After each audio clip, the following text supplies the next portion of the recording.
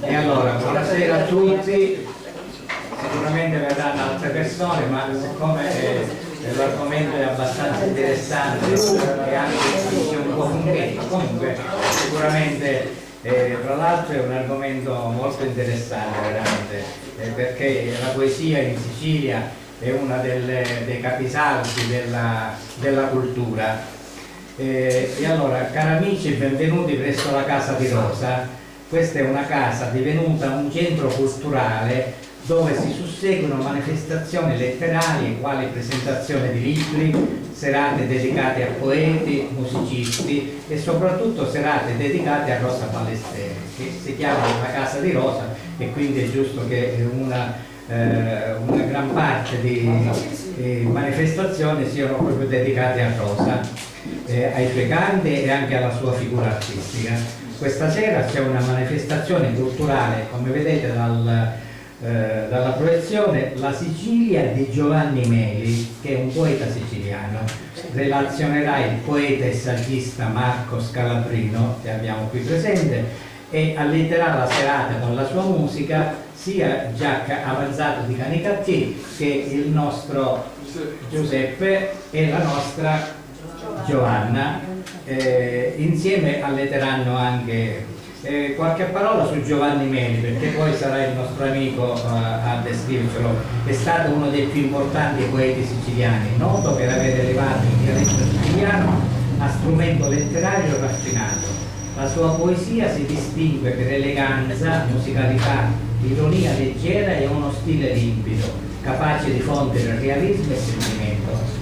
Tra le sue opere più celebri ricordiamo la Bucolica, la storia delle poesie in forma pastorale, la Fata Galanti, e di questa ne leggeremo qualcuna, commedia poetica ricca di santiti sociali, e Don Bisciotti e San Giupanza, originale di elaborazione siciliana del capolavoro di Miguel de Cervantes.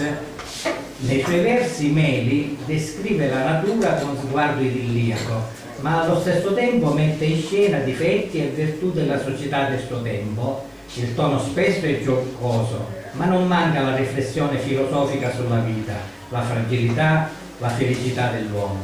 La sua poetica unisce moralismo illuminato e gusto popolare, rendendolo una voce unica nel panorama letterario italiano. Meli è ricordato come il più grande poeta siciliano dopo il 200 e una figura chiave della cultura isolana. Un'ampia panoramica di questo grande poeta ce la farà poi il relatore Marco Scalabrino. Iniziamo la serata noi con il musicista Giacca Avanzato, la signora Giovanna e Giuseppe. Prima speriamo che la chitarra sia accordata, se no accordiamo.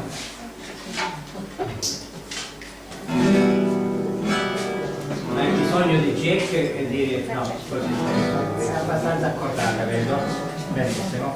Allora, il primo canto, mentre tu ti prepari, il primo canto lo farà la signora Giovanna con canto e conto. Questo per dare un po' di calore alla serata, dopodiché passeremo alla fase più, diciamo, poetica e più dura. Ecco.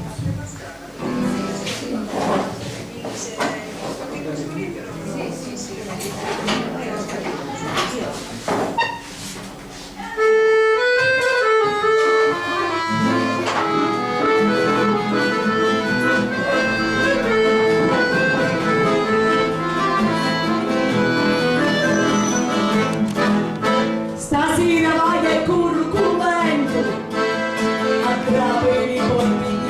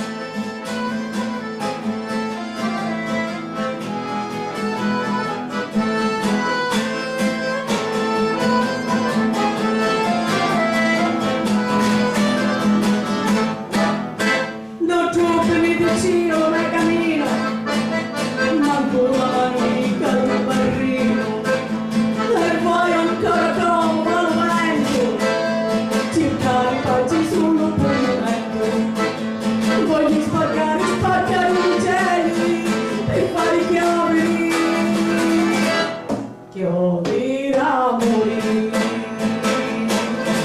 C'è quel che inganna, c'è quel che manna, e quel silenzio molto si sta, e il potere che ammazza l'impotente, e il silenzio che ammazza l'innocente, tra parole voglia, conto le dita, resto sogno, scorre la vita, canto e conto e canto, per non perdere lo conto.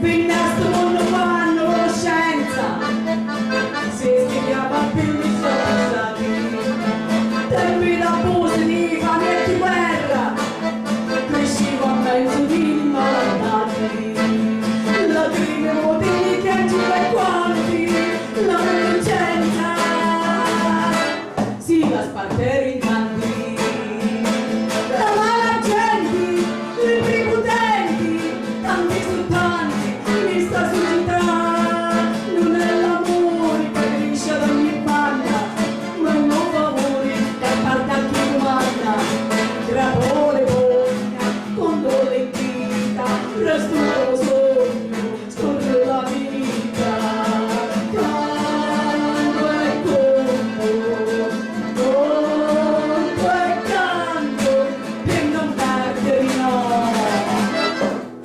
Lo compro. La la la la la la la la la la la la la la la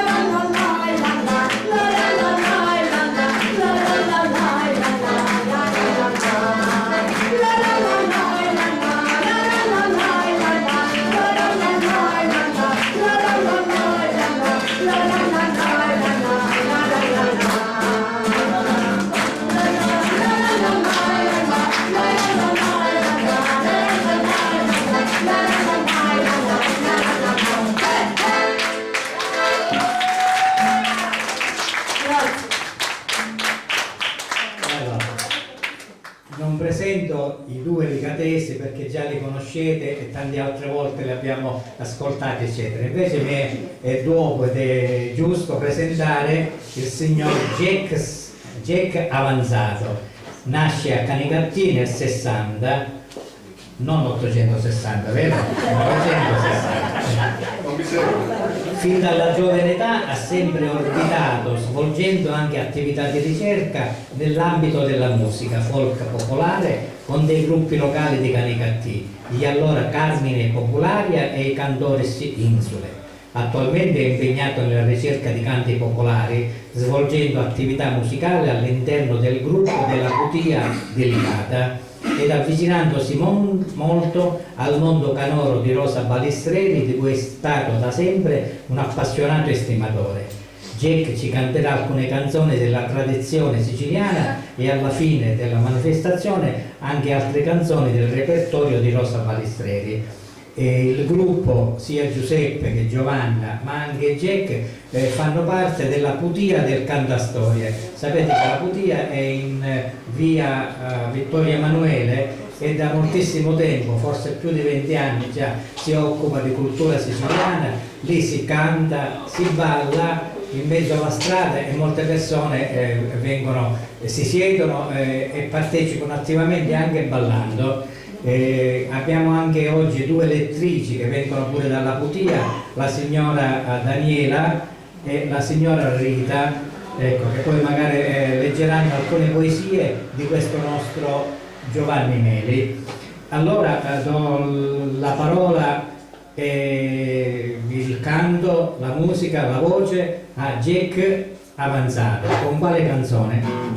Ci sta, vi faccio ascoltare una canzone di Domenico Modugno, che lui, diciamo che ufficialmente era pugliese, ma era un gran siciliano nel cuore, amava alla follia la Sicilia, tant'è che ha tirato fuori questo canto ispirandosi a una battuta di di pesca del pesce spada proprio sul canale di Sicilia, dove ha tirato fuori una storia, insomma, tra il maschio del pesce spada e la femmina, insomma, che è stata catturata. Sistema di microfono.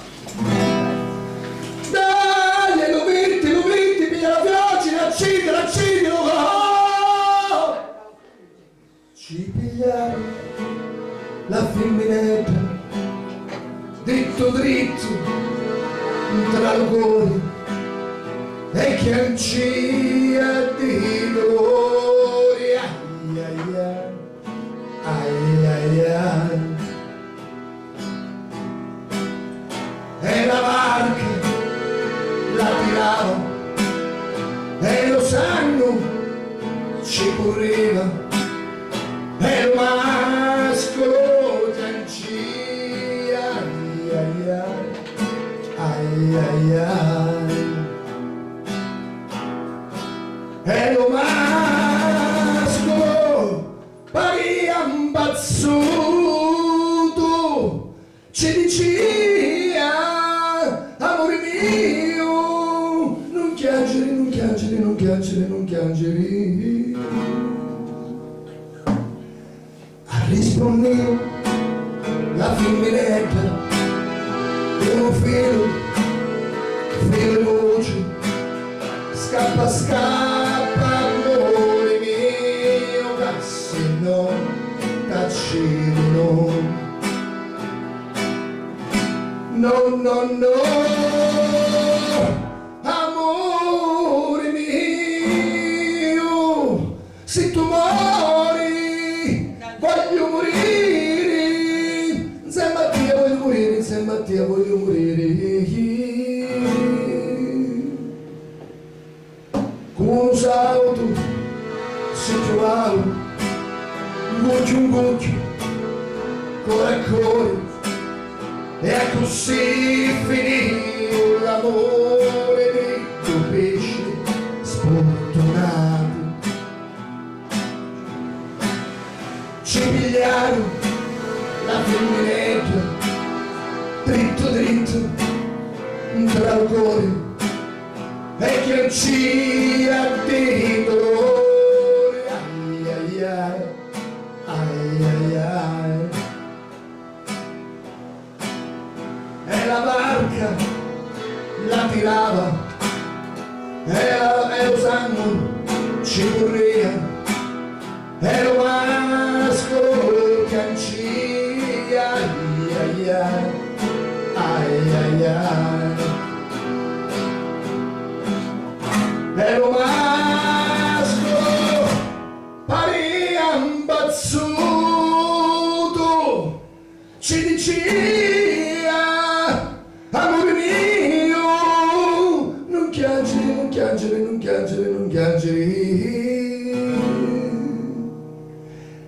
Rispondeva la femmina mani, con lo filo veloce, scappa, amore mio, se no, taccino. No, amore mio, se tu muori, voglio morire, insieme a te voglio morire. Con uno salto si trovava un goccio, cuore, e così finì l'amore dei pesci sfortunati. Questa è la storia d'un pesce spada, storia d'amore e d'amore.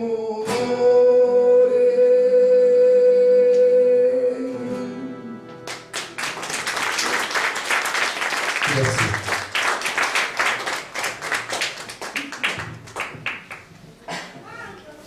Non mi resta che presentare presentare Marco Scalabrino, che nasce nel 52 a Trapani, è un poeta saggista e ha dato nuova vitalità alla poesia in lingua siciliana contemporanea. La sua visione letteraria valorizza il dialetto come strumento espressivo colto, non folcloristico, capace di testimoniare identità e modernità. Nella sua scrittura convivono ironia, memoria familiare e un forte radicamento nel paesaggio umano siciliano. Ha curato studi ed antologia sulle poesie dialettali, in particolare su Ignazio Buttitta e la tradizione del Novecento. Ha pubblicato Valori, Tempo, Valori, Aschi e Maravigli, Canzuna di vita, morte ed amori, La casa viola, La poesia di The Poetry of M.S., sono tutti libri suoi. Ha scritto 3 commedie, Luca Rubu di Titta, L'Affari Busillis e B&B Paradiso. Ha pubblicato i saggi, quindi 2 libri, Giovanni Meli, che vediamo qui, La Racina di Sant'Antonio e Ignazio Buttitta, libro che ci ha regalato. La sua opera è spesso presente in festival, riviste ed iniziative dedicate a dialetti d'Italia. A lui la parola. Bene. Buon pomeriggio a tutti. Desidero per prima cosa ringraziare sentitamente il nostro Presidente, Nicolò La Perna, e tutto il direttivo per il graditissimo invito, nonché tutti voi per la gradita odierna presenza. Un ringraziamento va altresì ancora alle signore e ai signori che leggeranno i testi, nonché ai musicisti che si avvicenderanno per gli interventi musicali. Di Giovanni Meli si parla ormai e si scrive in maniera mai esaustiva da oltre 250 anni. L'odierna nostra chiacchierata di circa un'ora sarà pertanto unicamente una essenziale carrellata. Si è compiuto in dicembre 2015 il bicentenario della scomparsa di Giovanni Meli.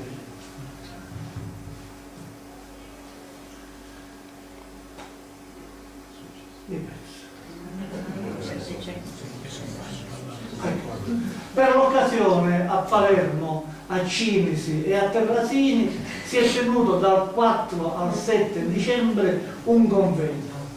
Vediamo le foto appena Nicolò potrà, le foto 2, 3 e 4.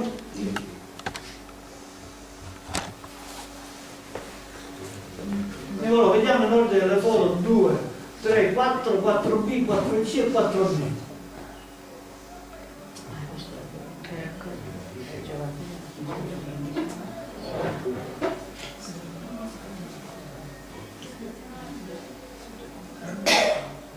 Ancora? Basta. Il libro che qua vedete qua davanti, che io ho pubblicato nel 2015 nel bicentenario della scomparsa di Giovanni Meli, è andato esaurito e quindi non ne ha neanche una copia da lasciare qua all'associazione, mentre invece ho lasciato una copia del mio studio saggio su Ignazio Buttitta. Però chi fosse interessato potrei fornire a richiesta gratuitamente il PDF del lavoro e anche la copertina, in modo che chi volesse potesse stamparlo e farne ricavarne comunque. Grande naso, ampia bocca, labbro inferiore prominente, occhi vivaci piccoli e neri, largo mento, fronte spaziosa e piena di solcature, folte sopracciglia bianche, capelli canuti, andamento nobile e grave, un'aria che, unita alle maniere affabili, imponeva il rispetto. Vediamo le foto 5, 6 e 7. Le vedremo comunque perché ci sono nella... Ecco, l'abbiamo ringraziata. Questa e forse un'altra ancora, vediamo. Si vestiva da prete, perché era stato in seminario. Vediamo se c'è un'altra. Va bene, vanno bene così. Abbiamo visto. Questo per sommi capi il ritratto che di Giovanni Meli in età matura lasciò Agostino Gallo. E Gioacchino Di Marzo aggiunge: di media statura, aveva il Meli l'anima dolce e affabile, mai fu vano di se stesso, né mai fece caso all'altrui invidia. Lo stesso Meli, peraltro, nella Fata Galanti, canto secondo, ottavo 45, confermerà questi due ultimi tratti della sua personalità. Dovremmo leggere adesso il canto secondo, ottavo 45, quello che inizia con io non sogno di chi ambiziosi. Sì. Ecco, che cosa, signore? Anche il microfono. Il microfono, eccolo. Eccolo. Ah, guarda, anche qua, no? Accende. Dove crede? Dove lo fare? Non si preoccupa. Io non sogno di chi giù ambizioso, che vi siano ricchezze in quantitati, privicchioso, inquieti e penserosi, chi si canno, vinari assai sarbati. Non ne voglio ricchezze soverchiose, ma lentinenti e bestialitati, diciste consolarmi, lo quando vorria sapere e chi ci va aspettando. Bene, intanto abbiamo letto già con i testi di Meli. Dei suoi contemporanei nessuno, eccetto Agostino Gallo, pensò di raccogliere notizie e date che potessero interessare per la biografia del poeta. Agostino Gallo aveva 25 anni quando Giovanni Meli morì. Godette dell'amicizia del poeta per circa 7 anni e poté quindi apprenderne e tramandarcene le notizie e il ritratto fisico e morale. Ci deve essere la foto numero 9, se riusciamo a trovarla. No, è questa, ecco. Dovrebbe essere questa. Nacque il 6 marzo 1740 a Palermo Giovanni Meli. Il padre, Antonino Meli, sposò a 35 anni una giovane di origine spagnola, Vincenza Torricos, di anni 22. Oltre che dai genitori, la famiglia fu composta da 2 fratelli, Stefano e Francesco, e da una sorella, Maria Antonia. Altri fratelli e sorelle non sopravvissero. Un giorno uno zio, forse Andrea Meli, gli diede da leggere l'Orlando Furioso di Ludovico Ariosto. Aveva 10 anni. Si addormentò leggendo il libro e in sogno gli parve di ripeterne i versi. Svegliatosi, si accorgeva però che quei versi erano suoi. Sebbene nessuno l'avesse addestrato alla metrica, egli aveva preso ad improvvisare ottave in italiano, o meglio, in dialetto toscano, come si diceva allora in Sicilia, giacché per i nostri conterranei dell'epoca soltanto il dialetto siciliano era lingua nazionale, cosa che non ci deve stupire se si pensa che in quel tempo non si aveva affatto coscienza della lingua italiana come lingua nazionale. Meli il ragazzo ebbe così inaspettatamente consapevolezza della sua attitudine alla poesia e all'Ariosto affiancò la lettura delle opere di Antonio Veneziano e di Simone Rau e altresì quelle del Rolli e del Metastasi, nonché lo studio dei classici, della grammatica, delle lettere latine e della filosofia. Studiò inoltre nel collegio dei padri gesuiti della sua città la retorica e la metafisica. Ma non solo in casa e negli studi, ma pure nelle strade del suo quartiere, con la loro sinfonia di colori, di odori e di suoni, egli trovò i suoi maestri di siciliano. Essendo tuttavia desiderio dei genitori che il figlio divenisse medico, fu avviato alla frequenza delle scuole cliniche sotto la guida del dottor Baldassare Faggiani. Il dottore Faggiani, che insegnava all'Accademia di Medicina, presentò il giovane studente al suo amico dottor Giovanni Gianconte. Questi, che si dilettava di letteratura, avendone avuto un'ottima impressione, lo introdusse a sua volta al principe di Campofranco Antonio Lucchesi Palli, il quale aveva istituito nella sua casa in via dello Spasimo l'accademia denominata Conversazione Galante. Fin dal 1761, pur non essendo prete, Giovanni Meli vestì da affare.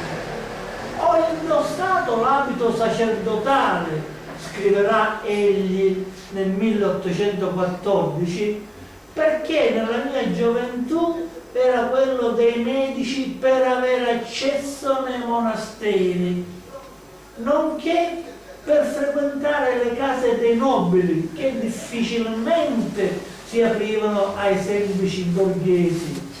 Il pubblico, generoso in parole, mi attribuì il titolo di abate, talché ho avuto il fumo senza l'arrosto.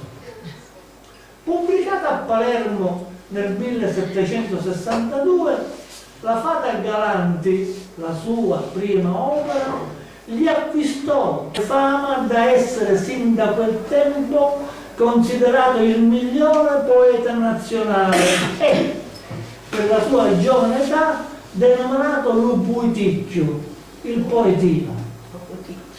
La Fata Galanti, vediamo la foto numero 10, è un poemetto satirico burlesco composto da 8 canti per complessive 517 strofe.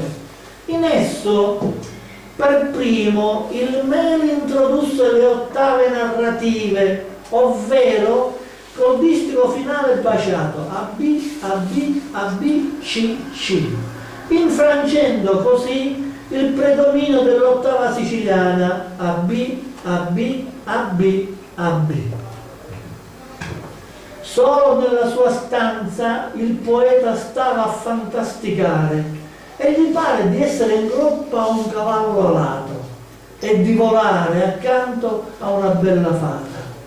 Nel suo viaggio, in compagnia di quella fata che è la sua fantasia, egli immagina di incontrare bizzarre o grottesche figure di poeti, di scienziati e di filosofi.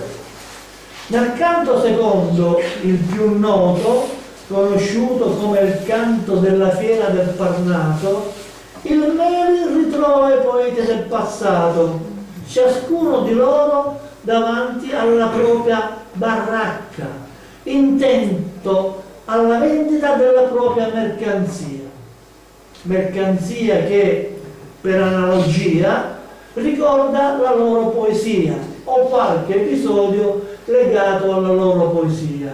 E così il Redi vende ogni sorta di vini e liquori, l'Ariosto cianfrusaglie e monili preziosi, il Petrarca zagareddi e cose femminili, Pedro Fuggiuni gli abbagnano acqua con lo zammone, l'anice, il Metastasio è titolare di una caffetteria, eccetera, eccetera. Chi l'ha detto, dicono gli studiosi, che quella poesia, quando scriveva il Meli, era considerata dialettale?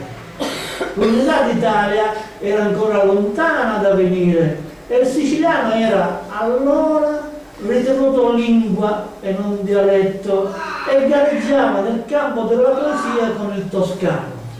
Intanto, come si usava all'epoca, il capoluogo siciliano Palermo non aveva allora l'università.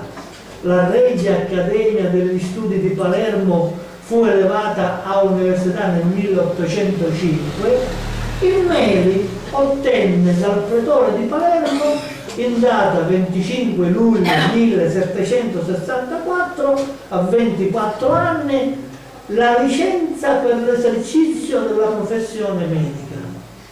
Nei primi del 1767, così, il Meli lascia Palermo e si reca a Cinisi, dove si era resa libera una condotta medica.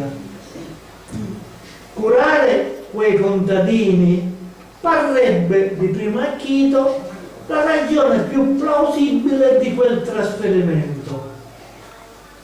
Qualcuno non di meno prospetta che il poeta fu costretto a lasciare Palermo in seguito a una tresca amorosa o imputa a una potente causa, il motivo che obbligò il poeta a cercare lì sistemazione. La condotta medica, la tresca amorosa, la potente causa e perché no gli affari del padre che subirono un tracollo o la rottura fra lui e il principe Antonio Lucchesi padre. Punto interrogativo. Ma facciamo un passo indietro. Dove il Meli è stato grande e unico è nelle poesie pastorali e anacreontiche. Il nome arcadico Nice, cantato da Meli, nasconde evidentemente il vero nome di una donna. Questa donna, anzi questa signora, bisogna ricercarla fra quelle che frequentavano la casa del principe. Buonasera. C'erano delle signore, infatti, fra i membri dell'Accademia dei Galanti, e della compagine faceva parte la giovanissima moglie di Don Carlo Antonio Ventimiglia, Donna Maria Sigismonda Sieripepoli. Donna Maria Sigismonda era figlia unica di Don Girolamo Sieripepoli, barone di Mangiadaini, e di Donna Beatrice Notarbartolo, dei Marchesi di Buonfornello. Don Girolamo era trapanese e possedeva dei feudi e degli immobili in Trapani e in Salemi e delle botteghe in Palermo. Nata a Palermo il 20 luglio 1747, due occhi luminosi, Donna Maria sposò il 24 novembre 1762 Don Carlo Antonio Ventimiglia, marchese di Re Giovanni, dal quale ebbe 11 figli, tra maschi e femmine. Rimasta vedova nel 1778, all'età di 31 anni, sposò quindi in seconde nozze Don Gaetano Lucchesi, figlio terzogenito del principe di Campofranco di Puisola, il quale però morì da lì a 3 anni, il 17 luglio 1783.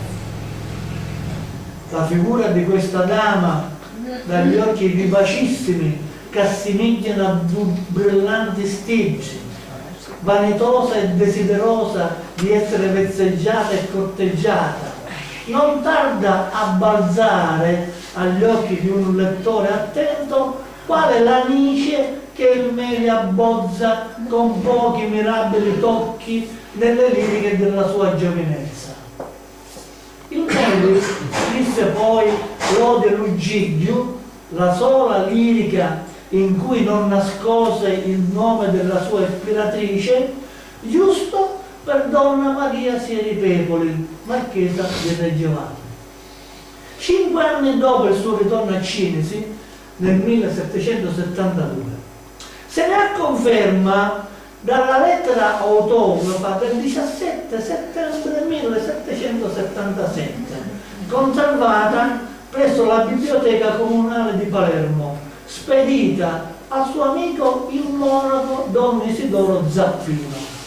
In essa, nella lettera, il poeta vi lasciò intatti i versi Lugidio amabili del re Giovanni, ma pubblicando poi il testo nel 1787 modificò quei versi in l'adorabile Gidio di Filli. Lugidio rimane perciò l'unica ode del Meli sulla cui ispiratrice non possono aversi dubbi. Per le altre odi bisogna accontentarsi delle testimonianze che ci hanno lasciato i primi biografi del poeta. L'Odicina lo Chiuzziniore, per esempio, secondo il Palmeri di Miccichè, fu scritta da Meli per Donna Lucia Mogliaccio, mentre, secondo il Maiorca Mortellaro, gli venne ispirata da Donna Loisa Lanza. E così, stando ad Agostino Gallo, si deve alla bellezza di Donna Maria Anna Valguarnera Branciforte l'Odicina Luneo, che invece Giovanni Alfredo Cesareo stima debba assegnarsi a Donna Maria Mantegna. Nel sonetto Lubri, che adesso leggeremo, non so chi delle signore ce l'ha, Meli canta le sue pene d'amore e avvalora l'ipotesi che la vera ragione che lo spinse ad abbandonare Palermo fu una disavventura amorosa.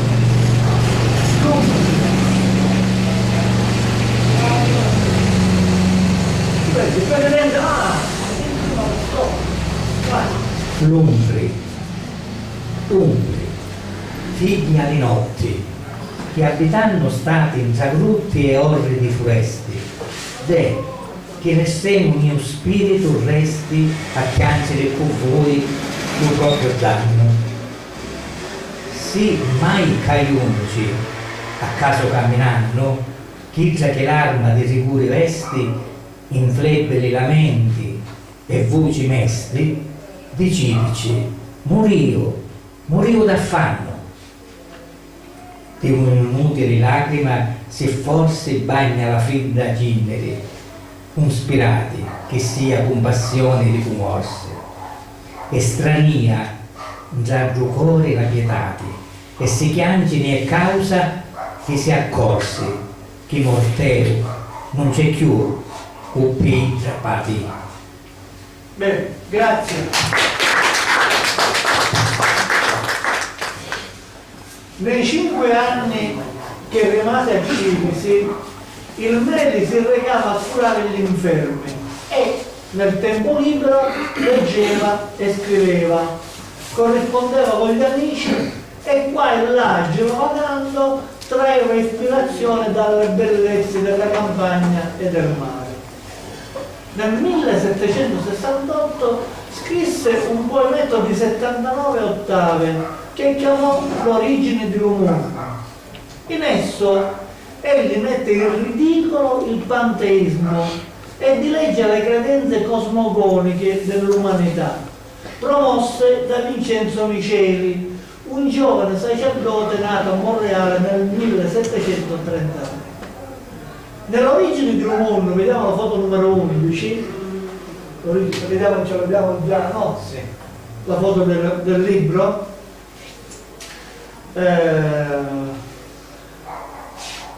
Nell'origine dell'uomo, Giove e tutti gli altri dei dell'Olimpo discutono sul modo migliore di creare il mondo.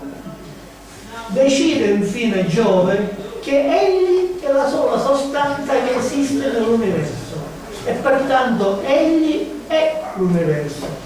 Chiede perciò ai suoi figli di smembrarlo affinché le varie parti possano divenire la terra. E così, con sottile ironia, squartando in uno il corpo di Giove, ne fanno nascere le regioni terrestri e fra esse la testa di Giove diviene la Sicilia. Leggiamo il testo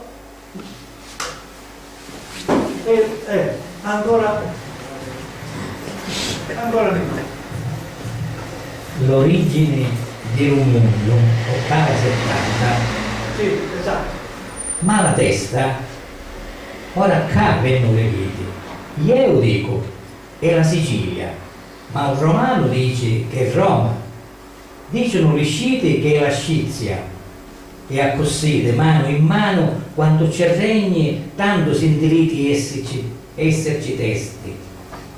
Andiamo piano piano. La testa è una, adunca, senza sbagli, è la Sicilia. E c'è tra le midacchie.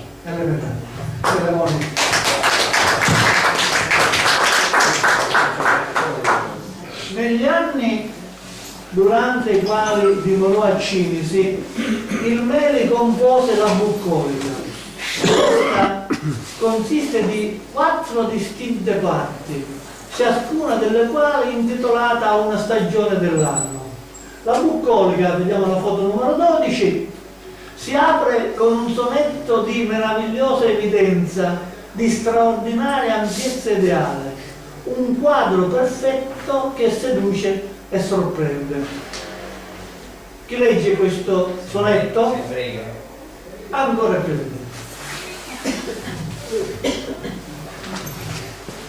Montagnoli interrotti di facciata. La bucolica, sonetto di apertura.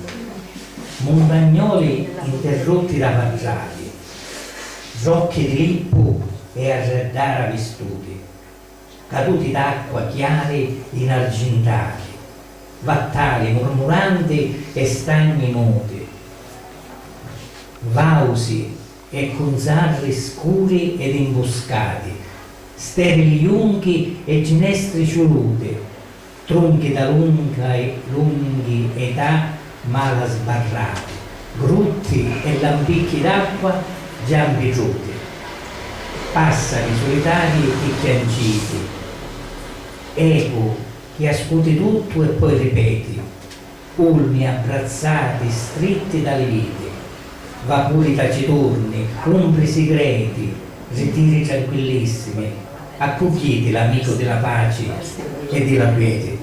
Quando abbandonate ti faccio la legge l'idillio numero 1 della primavera è pure esso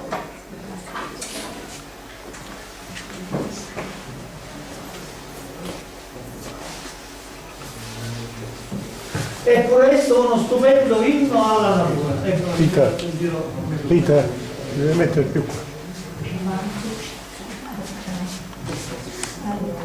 Questo è l'idillio 1. L'idillio 1. Sì, sti silenzi, sta verdura. Sti silenzi, sta verdura, sti montagni, sti vallati, l'ha creato la natura, i liquori innamorati. Lo sussurro delle frugne, i lusciumi, lo lamento, l'aria, l'eco che risponde, tutto spira sentimento. Già farfalla così vaga, lo muggito dei litori, l'innocenza chi vi appaga, tutti parlano al cuore. Sto frischetto insinuante, chiude un gruppo di piaceri, accarezza l'alma amanti e ci arroba di sospiri. Grazie.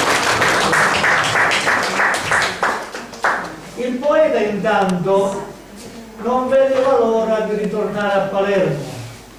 Gliene diede l'occasione il dottor Giovanni Gianconte, il quale, dovendo fare un lungo viaggio all'estero, volle affidargli la sua larga e ricca clientela. Così, nel 1772, a 32 anni, il Meli poté fare finalmente ritorno a Palermo. Per lui fu una vera fortuna l'avere trovato una protettrice in una delle sue clienti, donna Vittoria Romagnolo Texeria Albornoz, sposa del barone di Mavoianni Don Giuseppe Martinez, la quale nel 1772 aveva circa 40 anni. Dopo il lungo esilio, egli provava adesso un senso di sollievo quando la sera entrava nel salotto di Donna Vittoria. Di bello egli aveva soltanto gli occhi neri, penetranti, vivacissimi, e quando leggeva e recitava quegli occhi si animavano Pareva allora che una luce illuminasse la faccia rubiconda di quell'uomo e nessuno badava più al suo naso abbondante, alle sue labbra carnose, alla sua voce stridula e fioca. Tutte le dame di quel salotto subivano nell'ascoltarlo il fascino che proveniva dall'armonia del dialetto e dalle sapienti melodie che il poeta sapeva infondere nei suoi versi. Lo aiutò in questo, oltre che la sua assoluta padronanza del dialetto, la brevità della strofa che, formata com'era da ottonari, settenari e quinari, e agile e vigorosa e rapida, gli consentì di abbandonare i sciarpami, le lungaggini, i paludamenti classici. Nell'autunno del 1777 il Meli conobbe donna Mela Putelli, seconda moglie di don Emanuele Lo Giudice, la quale, pur già madre di più figli, era giovanissima e donna bella e piacente. Donna Mela aveva 2 seni superbi, morbidi e bianchi, un vero boccone appetitoso che faceva gola al poeta. Tanto delizioso che, otto birruse e ciuri di lei, è innegabile che egli abbia fatto fare al poeta più di un peccato di pensiero. Da qui l'ode Lupetto, non una parola troppo nuda e troppo precisa però, tutto è velato, attenuato, sfumato, con prodigiosa delicatezza di tocco. C'è l'immagine suggestiva, la voluttà pervasa da un'ombra di pudore, l'ebbrezza non di senso ma di fantasia. L'Occhi è una delle sue odi più belle, composta prima del 1781, e gli venne ispirata da donna Lucia Mogliaccio. I suoi versi non si dimenticano più e diventano anzi patrimonio della nostra cultura. Occhiuzzi di prego. Occhiuzzi nivori si tagliati, faciticare dei casi e citati, iumor deboli di petrettaio, consideratelo se allora taglio.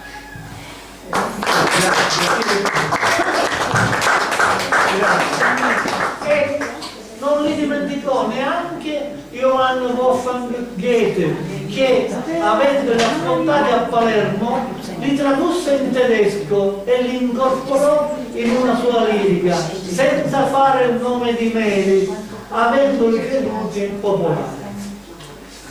L'Ulabrio, infine, è la più celebre di tutte le sue poesie, regina delle sue odi, che il popolo ha ribattezzato col nome di Abruzza Nica. In questa meravigliosa ode, che pare sussurrata da una voce d'incanto in una mattinata di primavera, tra musicale leggerezza e coinvolgimento erotico, il Meli si muove con perizia finissima e l'ape diventa un pretesto di canto all'universo, della bellezza della natura. Chi legge la Puzzanica? Eccola qua. Lei che legge Meli ne sarà grata. Sicuramente ti farà piacere, comunque noi ti stiamo tributando questo marchio, a prescindere. Sì. Allora, la Puzzanica. Dimmi dimmi a Puzzanica, dove vai a questi capiti? Non c'è cima, carrossica, vivi molti anni vicino. Trema ancora luce da mangiare fra i prati. Luna ancora, non ti arruggi, lavi, d'oro, delicati. Gli sciuriggi dormi chiusi, già le virdi so i buttoni. Stanno ancora stretti e chiusi pure i testi a pennelloni. Ma la luzza s'affatica, ma tu voli e fai cammino. Dimmi a Puzzanica, dove vai a così mattino? Cerchi Meli? E si già chisto, chiudi l'ali e non ti straccare. Ti consiglio un logo chisto, non hai sempre chi sucare. Lo conosci come amore, niscia mia degli occhi beggi, già di labbra c'è un sapore, una dolcezza che mai sperge. Già giù labbro colorito, di lo caro amato bene, c'è lo mele più squisito, sucano, caveni.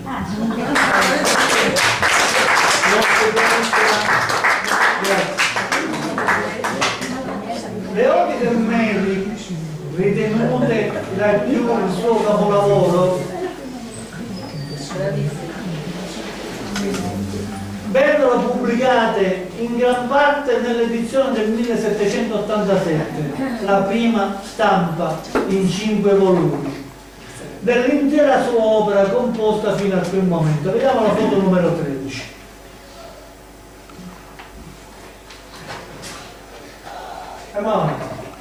Forse è questa qua. Allora, io non dispongo di questo lavoro del 1787 introvabile, però nelle mie ricerche sono riuscito a trovare questo volumetto che vi faccio vedere, non toccare perché neanche io lo tocco tranne queste in questa occasione. Questa è un pezzo di 2 volumi della stampa di tutte le opere di Giovanni Meli, che risale, non voglio dire un numero astratto, ma se non ricordo male, al 1915, è scritto qua. Non lo apro perché è delicatissimo, ho paura che le pagine se ne vadano, però è comunque un bellissimo documento che noi teniamo a casa come una reliquia, e lo tiro fuori solamente in questa occasione per farlo vedere, non è che a casa lo tocco io. Ecco, ho piacere di farlo vedere in questa occasione. Nel medesimo anno 1787 il Meli iniziò per primo in Sicilia l'insegnamento di chimica farmaceutica presso l'Accademia degli Studi. Intanto il poeta scrisse il Ditirambo Saruggia, il cui sfondo volle porre in una bettola per l'albergheria, la taverna Bravasco, a quei tempi la più famosa e frequentata dai beoni palermitani. Meli comincia il Ditirambo, che si compone di 500 versi, con una descrizione insuperabile e realistica, degna del pennello di un grande pittore. Che legge Saruggia? Eccolo sì.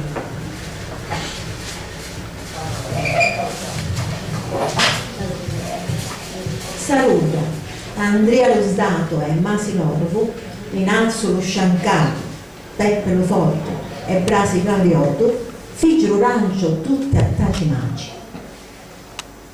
Già la reggia taverna di Bravasco, portando terremoto ad ogni ciasco. E dopo aver scolato i lutti, allegri tutti misero a satare ad abballare per le strade sciate, rompendo vetriati, già l'acqua e la rimarna, sbrizzando tutti i dirigenti che io non concianno. E intanto, appresso digge, picciotte e piccirigge, vastase e sigitteri, cucchieri con staffere, de cane e culacche, ciano appresso facendo olè.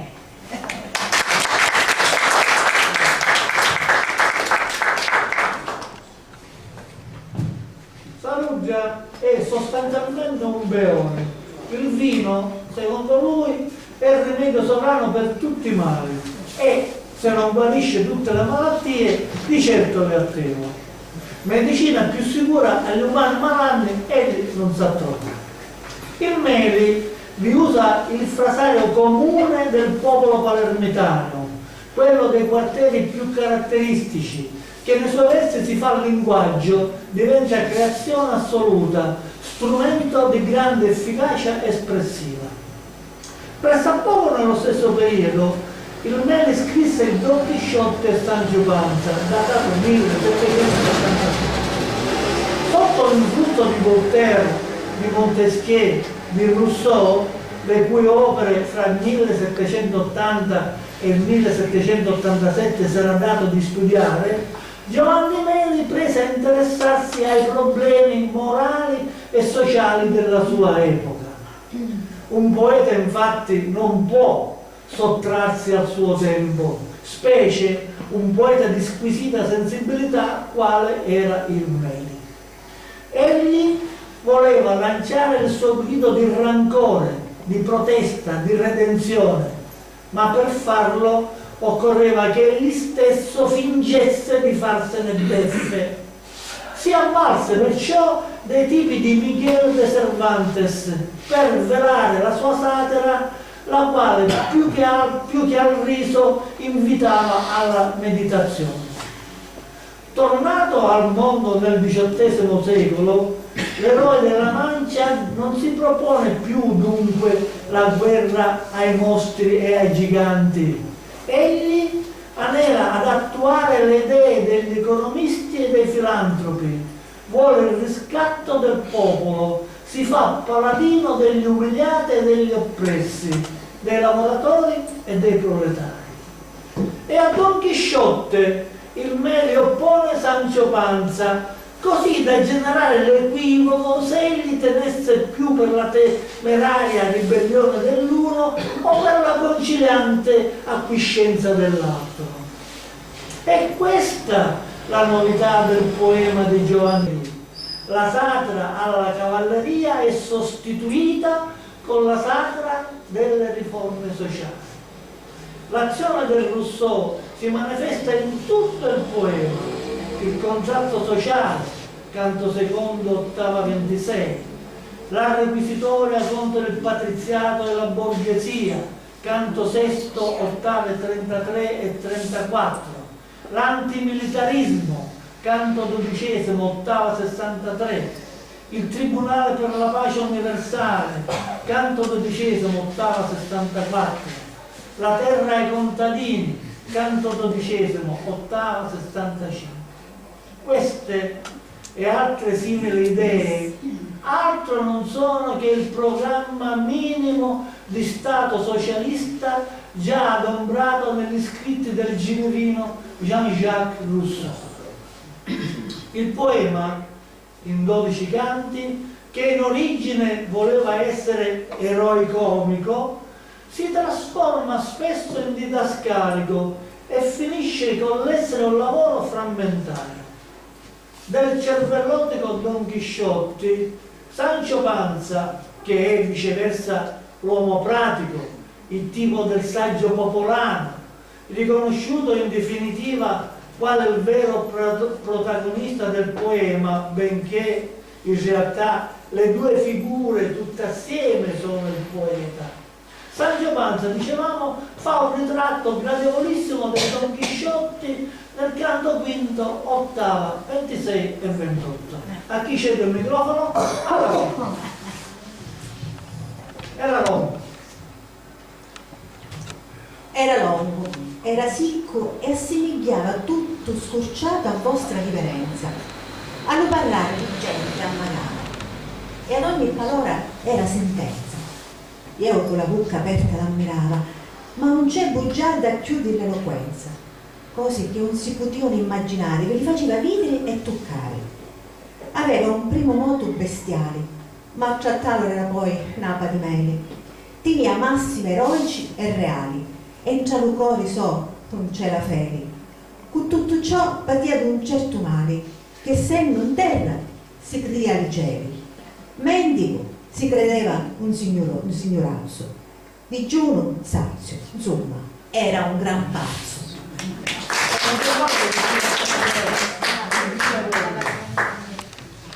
Tutta la filosofia pratica di Sancho Panza è racchiusa poi nella 92esima ottava dell'ultimo canto del poema. Qualunque sia, qualunque sia il voto. Ottava 92. Sì.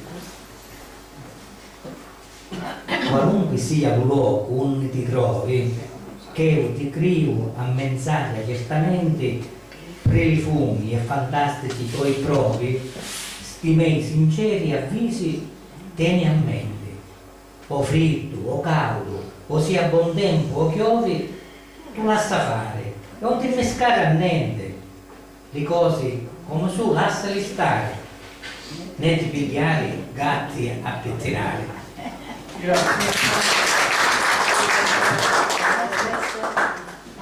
Il poema è ricco di descrizioni pittoresche, di argute sentenze, di episodi ingegnosi che, per la loro molteplicità, formano l'intreccio delle imprese stranissime di quel cavaliere errante.